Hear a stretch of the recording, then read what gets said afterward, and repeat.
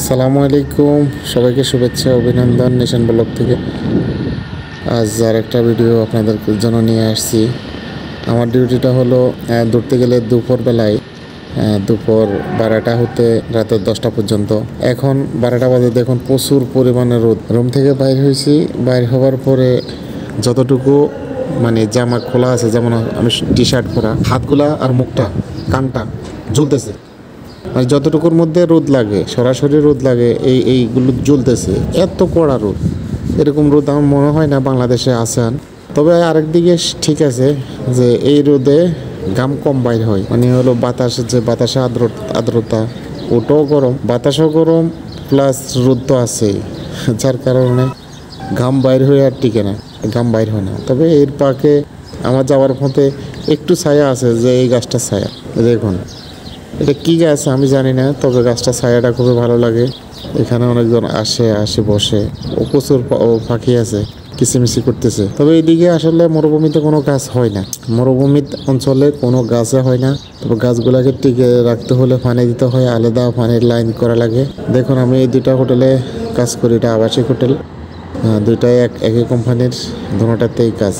যাই হোক, যেটা বলতেছিলাম, এই গাছগুলা টিকিয়ে রাখতে আলাদা পানি বাইর করা লাগে, পানির লাইন থেকে পানি দেওয়া লাগে। এখানে তো এটা মরুভূমি অঞ্চল, যার কারণে অন্তত 50 ফুটতে 100 ফুট নিচে গেলেও শুকনা, পানির দেখা নেই। এই জন্য কোনো গাছে এখানে টিকে না, কোনো কিছু হয় না। আর যেহেতু ঘন ঘন বৃষ্টি হয় না, এই কারণে এই প্রবলেম। যেসব অঞ্চলে ঘন ঘন বৃষ্টি হয়, সেই সকল অঞ্চলে আবাতে একটু ঘন ঘন বৃষ্টি হয়। এই দেখুন আরেকটা যে পুলিশে চেক করতে, সৌদি আরবে প্রচুর পরিমাণে এখন চেক বেড়ে গেছে, বড় হজ আসতেছে তো। যাই হোক, এই জন্য আসলে একটু সব দিকে খেয়াল করে চলি, বলা তো যায় না কখন কি হয়। রোড পার হইতেছি, রোড পার হওয়ার সময় আসলে ফোনে ভিডিও করা নিষেধ, তারপরও করতেছি, কি করুন। দেখুন পুলিশের গাড়ি, দুইটা গাড়ি একসাথে চেক, মানে কি মহামারী চেক চলতেছে। তো সবাই একটু সাবধান থাকবেন।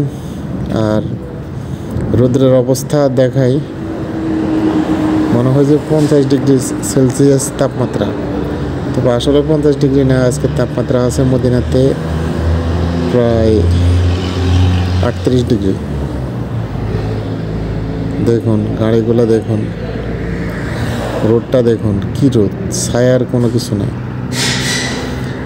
যতক্ষণ পর্যন্ত কোনো ছায়ার নিচে না আসবেন, ততক্ষণ পর্যন্ত রক্ষা নেই। এখানে ওই ধরনের বড় বড় কোনো গাছ নাই, তো বড় গাছ হতেই দেয় না। এই গাছগুলো, রোডের মধ্যে যে গাছগুলো আছে, এগুলো একটা নির্দিষ্ট পরিমাণে বড় হয় বা নির্দিষ্ট কয়েকদিন গাছ বড় হয়, তারপরে আবার পরিচ্ছন্ন যে কর্মীরা আছে এগুলোকে কেটে দেয়, মাথাগুলো কেটে দিব। আর না হয় এগুলোকে উঠাই আবার ছোটো চারা রোপণ করব।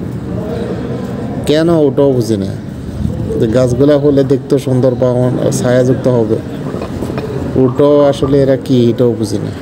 দেখুন কত সুন্দর গাছ, এই গাছগুলোর নিচে ফ্যাপ দেওয়া আছে পানির, এই আলাদা পানির লাইন টানা। এইখান দিয়ে সকাল বিকাল পানি আসবো, 2 বেলা পানি আসলে গাছগুলো বেঁচে থাকবো। 2-5 দিন পানি না দিলে মরি, এগুলো শুটকি হয়ে যাবে। এ হলো সৌদি আরবের অবস্থা।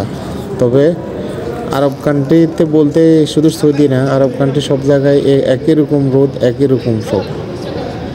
এই জন্য আরব কান্ট্রিতে যারা ধারণা যে ওখানে আরাম আছে, আয়েস আছে, এসব ধারণা, ভ্রান্ত ধারণা লালন করবেন না। এখন ফেসবুক ইউটিউবের যুগ। দেখুন নিম গাছ, আমাদের যে রহমানের যে নিম গাছ দিছে, এই নিম গাছ,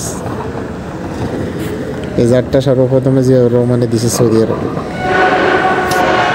তো যাই হোক, আস্তে আস্তে মানে কর্মস্থলে আস্তে আস্তে যতটুকু চোখে পড়ে ততটুকু আপনাদেরকে দেখালাম। ভিডিওটি ভালো লাগলে শেয়ার করবেন, পাশে থাকবেন, সাপোর্ট করবেন। কোন ধরনের ভিডিও চান কমেন্ট করবেন।